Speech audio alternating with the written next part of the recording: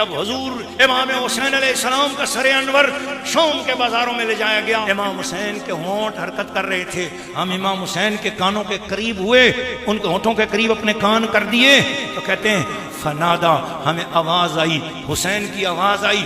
فتلا, امام حسین تو قرآن کی آیتوں کی تلاوت کر رہے تھے. مسجد کوفہ کے سامنے پہنچے, وہاں قاری القرآن یقرأ سورۃ الکہف, قرآن کا قاری سورۃ کہف پڑھ رہا تھا. یہاں تک پہنچا ان اصحاب الکہف والرقیم کانوا من آیاتنا عجبا.